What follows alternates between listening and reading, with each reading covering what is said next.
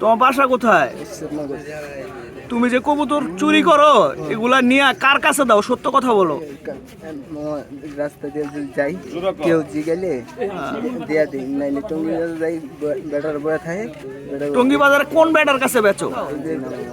সব চোরই কিন্তু এই কথা কয়। না সত্যি মামা, আমি সব চোরেরই যখন ধরা পড়ার পরে ফেরেস্তা হয়ে যায়। এই যে যেই লোকটাকে আপনারা দেখলেন, অবশ্যই এই লোকটাকে খুব ভালো মতো চিনে রাখেন। এই চোর আমার বাসায় আজকে আসছে, কালকে আপনার বাসায় যাবে। বাসার আশেপাশে কোনোভাবে যদি এই চোরকে দেখতে পারেন, আগে ভাই দড়ি দিয়া বাঁধবেন। আসসালামু আলাইকুম দর্শকবৃন্দ, কি অবস্থা সবার, কেমন আছেন আপনারা? আপনাদের সবাইকে আমার নতুন একটা ভিডিওতে স্বাগত। দর্শকবৃন্দ, আপনারা সবাই জানেন যে আমার বাসা থেকে বেশ কিছু কবুতর চুরি হয়েছিল।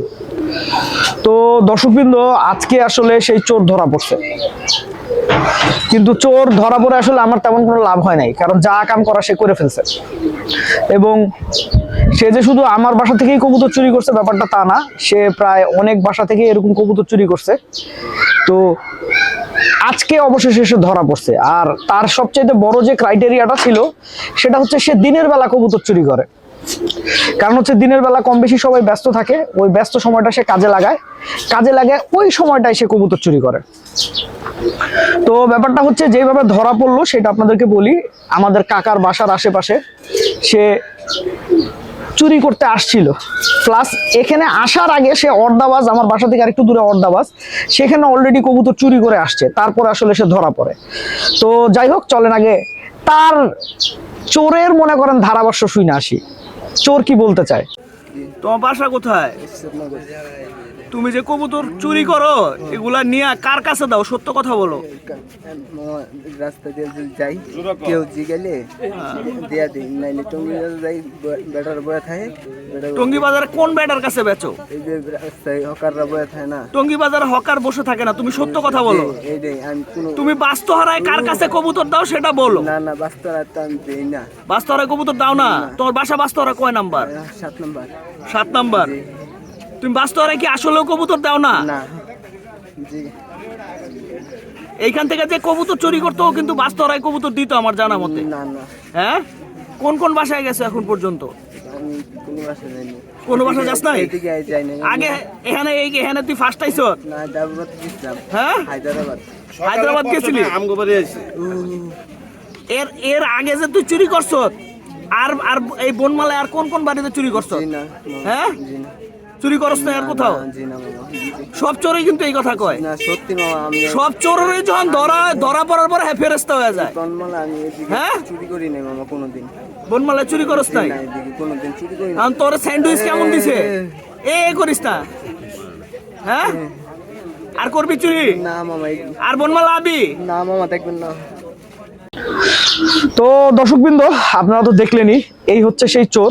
সে যদিও ভিডিওর মধ্যে আসলে কোনোভাবেই শিকার খায় নাই, সে কোথায় কোথায় চুরি করছে, কিন্তু পরে সে শিকার খাইছে। সে কোনো জায়গা বাদ দেয় নাই যেখান থেকে আসলে সে কবুতর চুরি করছে। আমার বাসাটা যে এলাকাটা, এই এলাকাটার নাম হচ্ছে বনমালা, সে বনমালা থেকেও কবুতর চুরি করছে। তারপরে হচ্ছে আপনার যে আমাদের আশেপাশের যে এলাকা, সেখান থেকেও সে কবুতর চুরি করছে। আর একটা কথা আপনাদের উচিত, এই যে যেই লোকটাকে আপনারা দেখলেন, অবশ্যই এই লোকটাকে খুব ভালো মতো চিনে রাখেন। এই চোর আমার বাসায় আজকে আসছে, কালকে আপনার বাসায় যাবে। বাসার আশেপাশে কোনোভাবে যদি এই চোরকে দেখতে পারেন, আগে ভাই দড়ি দিয়া বাঁধবেন। দড়ি দিয়া বাইন্দা তারপরে মনে করেন তার ব্যবস্থা নিবেন। আর সে কিন্তু কবুতর ক্যারি করে হচ্ছে একটা লুঙ্গি দিয়া বস্তা বানায়, লুঙ্গির শেষ মাথায় বাঁধে দিয়া বস্তা বানায়, ওই বস্তার মধ্যে কবুতর নিয়ে সে কবুতর আসলে চুরি করা কবুতর নিয়ে ঘুরে।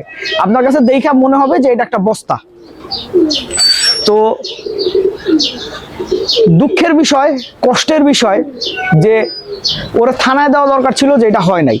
এইটা নিয়ে আসলে আমি খুবই ফেড আপ। কিন্তু ওরা যদি থানায় দেওয়া হইতো তাহলে আসলে ব্যাপারটা উপযুক্ত হইতো। আর আসলে আমাদের মায়া দেওয়া বেশি, আমরাও ছিলাম, আমাদের মায়া দেওয়া বেশি। ওরা উপযুক্ত যে মনে করেন আপনার থেরাপিটা, সেই থেরাপিটা দিতে পারি নাই।